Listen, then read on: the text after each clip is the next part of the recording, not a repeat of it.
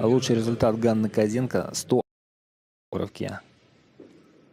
Нет, прошу прощения, 105 килограммов на чемпионате Европы среди молодежи поднимала.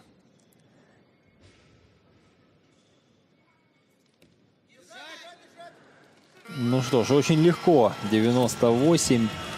Ганна Козенко выступала на чемпионате Европы в Албании и выступала на весовой категории свыше 75 килограммов. Таково было решение тренерского штаба перевести ее в более тяжелую весовую категорию. Она была самой легкой из участниц, весила 75 килограммов 950 граммов. Заняла в итоге 3-е место, но спустя некоторое время